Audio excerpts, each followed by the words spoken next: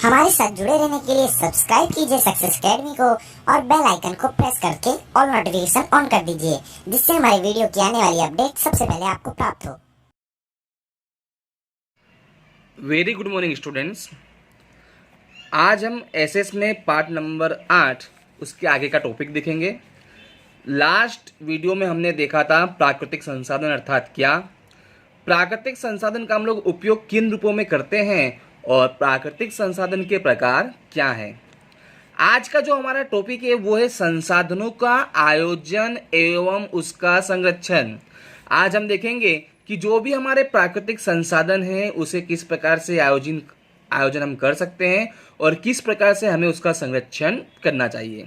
तो चलिए, यहाँ पर मैंने कुछ टॉपिक्स लिखे हैं। इन टॉपिक्स को आपको अच्छी तरह से समझना है, इसे लर्न करना है, क्योंकि एग्जाम में इसी प्रकार के टॉपिक्स अगर ये क्वेश्चन पूछा जाए तो आपको लिखना है। तो देखते हैं, पहला जो आपको टॉपिक दिया गया है कि मनुष्य की आवश्यकताएं अमर्यादित हैं। हम सभी लोग जानते हैं कि जो मनुष्य की आवश्यकताएं हैं वे कैसी है, अमर्यादित। ये आपका 1 नंबर का प्रश्न भी पूछा जा सकता है एग्जाम में। आपको पूछा जा सकता है कि मनुष्य की आवश्यकताएं कैसी है, तब आपको ध्यान में रखना है कि मनुष्य की आवश्यकताएं अमर्यादित है। अब प्राचीन काल में थोड़ा जाके देखें तो मानव वहां पर गुफा में रहता था और शिकार कर कर अपना भोजन प्राप्त करता था, लेकिन जैसे जैसे विकास करता गया वैसे वैसे उसकी आवश्यकताएं बढ़ती गई। पहले मात्र उसे पहनने के लिए कपड़े की आवश्यकता नहीं थी, लेकिन आज के मानव को अच्छे अच्छे कपड़े पहनने की आवश्यकता है, अच्छे घर में रहने की आवश्यकता है, अच्छी गाड़ी चाहिए, अच्छा भोजन चाहिए, अच्छा एक जीवन स्तर चाहिए।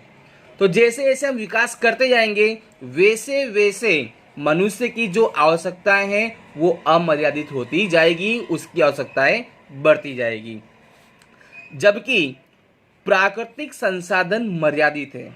हम सभी लोग जानते हैं कि जो प्राकृतिक संसाधन है, चाहे वो जंगल हो, चाहे वो नदी हो, चाहे वो अन्य किसी भी प्रकार से हो, वे सभी के सभी क्या है, मर्यादित हैं। तो यहाँ पर हमें ध्यान देना है कि मनुष्य की आवश्यकताएं अमर्यादित और जबकि प्राकृतिक संसाधन कैसे हैं, मर्यादित हैं। आगे हम देखें तो दिया हुआ है कि 100 वर्षों में मनुष्य द्वारा विज्ञान और तकनीक के क्षेत्र में हुए असाधारण विकास और भयंकर जनसंख्या विस्फोट से संसाधनों का उपयोग अत्यंत अधिक बढ़ गया है। हम सभी लोग जानते हैं कि पिछले 100 वर्षों में जो विज्ञान और तकनीक ने विकास किया है, असाधारण विकास, और जो हमारी जनसंख्या में विस्फोट हुआ है, मतलब कि मानव ने विकास तो किया ही 100 वर्षों में, लेकिन उसके अलावा अगर आप देखो तो मानव की जो मृत्यु दर है उसमें काफ़ी कमी आई है। किसके कारण? तो मेडिकल के कारण। जो आज हमारे पास मेडिकल फैसिलिटी है, एक छोटा सा अगर मैं एग्जांपल लूँ तो ऐसा नहीं है कि महामारी आज के समय में, वे पहले भी हुआ करती थी, जैसे कि प्लेग, हैजा, इस प्रकार की बीमारी अगर 100 वर्ष पहले हुआ करती थी तो वहाँ पर कैसे थे, वहाँ पर लोग लाखों संख्याओं में, करोड़ों संख्या में मरते थे। क्यों? क्योंकि उस समय मेडिकल की जो फैसिलिटी थी इतनी डेवलप नहीं थी।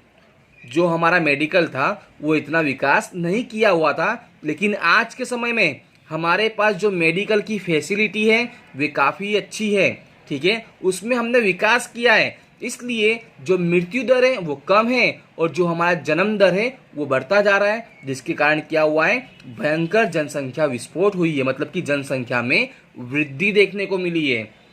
तो इन दोनों कारणों से संसाधनों का उपयोग अत्यंत अधिक बढ़ गया है। किन दो कारणों से? तो 100 वर्षों में जो विज्ञान और टेक्नोलॉजी में, तकनीक में असाधारण विकास हुआ है और जो जनसंख्या विस्फोट हुआ है, इन दोनों ही कारणों से जो संसाधनों का उपयोग है अत्यंत अधिक बढ़ गया है। नंबर 3 का हम टॉपिक देखें तो यहाँ दिया हुआ है, इस परिस्थिति के बारे में यदि गंभीरतापूर्वक विचार नहीं किया गया तो भविष्य में इसके परिणाम भुगतने पड़ेंगे। अब हमने क्या किया, तो हमने संसाधनों का उपयोग बढ़ा दिया है, काफी ज्यादा कर दिया है। अब संसाधनों का उपयोग अधिक हो गया है तो इसका मतलब क्या? तो इसका मतलब कि जो संसाधन है हमारे पास, प्राकृतिक संसाधन, वे धीमे धीमे कम हो जाएंगे और धीमे धीमे कम हो जाने के बाद जो आने वाली हमारी पीढ़ी है, भविष्य की पीढ़ी है, एक समय ऐसा भी आएगा कि उनके पास कुछ नहीं बचेगा। इसलिए इस परिस्थिति के बारे में यदि गंभीरतापूर्वक विचार नहीं किया गया तो भविष्य में इसके हमें खराब परिणाम भुगतने पड़ेंगे। आगे दिया हुआ है, इसी कारण भविष्य की पीढ़ियों के लिए संसाधनों का संरक्षण करना हम सभी का क्या है, कर्तव्य है। चलिए यहाँ पर कुछ तथ्य देखते हैं, संसाधन के आयोजन और संरक्षण के तथ्य। नंबर 1 दिया हुआ है, तो सबसे पहले किसी एक प्रदेश या देश को एक इकाई मानकर, तो आपको क्या करना होगा, सबसे पहले किसी भी एक एरिया को आप एक इकाई मान लो, जैसे कि Maninagar area, Hatkeshwar area, Amraiwadi area, CTM area या कोई भी एरिया, ठीक है, उसे एक इकाई मान लो। या फिर किसी एक देश को इकाई मान लो, जैसे कि भारत देश या फिर इराक देश या अमेरिका या इंग्लैंड या बांग्लादेश, किसी भी एक देश को आप क्या करो, इकाई मान लो। अब उसके द्वारा उपयोग में लिए गए संसाधन का ब्यौरा प्राप्त कर लो। जो भी आप ब्यौरा प्राप्त कर रहे हो, तो उसके द्वारा जो भी आप उसने संसाधन का उपयोग किया है उसकी जानकारी प्राप्त कर लो। या फिर बिन उपयोगी जो उसने संसाधन है, मतलब कि जिन संसाधनों का उसने उपयोग नहीं किया है उसकी भी जानकारी प्राप्त कर लो। और संभावित संसाधनों की उपलब्धि एवं विशेषता के बारे में जानकारी प्राप्त करना। मतलब कि यहाँ पे आपको कौन कौन सी जानकारी प्राप्त करनी है, किसी भी एक देश को इकाई मान लो, जैसे कि भारत देश, उसने किन किन संसाधनों का उपयोग कर लिया है उसकी एक अलग लिस्ट तैयार करो। वो किन किन संसाधनों का उपयोग करने वाला है उसकी एक अलग लिस्ट तैयार कर लो। और उसने किन किन संभावित संसाधनों उसके पास उपलब्ध है उसकी एक अलग लिस्ट तैयार कर लो। और उसकी विशेषता की आप सूची तैयार करो। जिससे क्या होगा, तो जिन संसाधनों का उपयोग मर्यादित या अनवीनीकरणीय है उनका उपयोग अनिवार्य हो तभी हमें करना चाहिए। तो हम लोग क्या करेंगे, वहां से जानकारी प्राप्त करेंगे कि भारत के पास कितने संसाधन मर्यादित है। अब जो संसाधन भारत के पास मर्यादित है, जैसे कि पेट्रोल, खनिज, कोयला, ये अगर भारत के पास कम मात्रा में है तो हमें क्या करना चाहिए, तो उसका उपयोग जब हमें जरूरी हो, आवश्यक हो, तभी हमें उसका उपयोग करना चाहिए। दूसरा पॉइंट एक बार फिर से देखते हैं, तो जिन संसाधनों का उपयोग मर्यादित या अनवीनीकरणीय है उनका उपयोग अनिवार्य हो तभी करना चाहिए। नंबर 3 दिया हुआ है, जिन संसाधनों की मात्रा बढ़ाई जा सकती है, जैसा कि मैंने आपको लिस्ट में सूची बनाने के लिए बोला मैंने, तो उस सूची में हम देखेंगे कि जिन संसाधनों की मात्रा बढ़ाई जा सकती है उसके विकास के लिए हमें प्रयत्न करना चाहिए। और नंबर 4 अंत में टॉपिक है, जो संसाधन वर्तमान में सरलता से उपलब्ध हो उसे बिगाड़ने के बदले भावी आवश्यकता के लिए मितव्ययितापूर्वक बचाना चाहिए।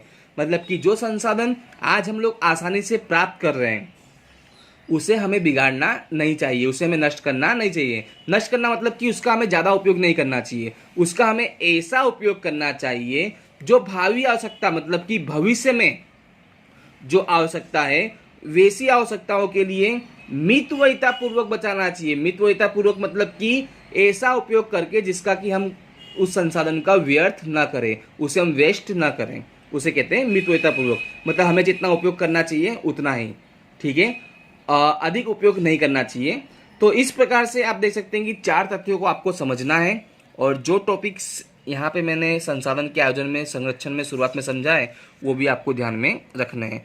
तो इस प्रकार से आप लोग क्या करोगे, इन सभी के सभी टॉपिक्स को अच्छी तरह से याद करोगे और लिखना भी है। अगर ये वीडियो पसंद आए तो फ्रेंड्स आप लोग को मैक्सिमम शेयर करना है, लाइक्स करना है और यहाँ पर आपको वीडियो पे कमेंट करना है। Thank you very much.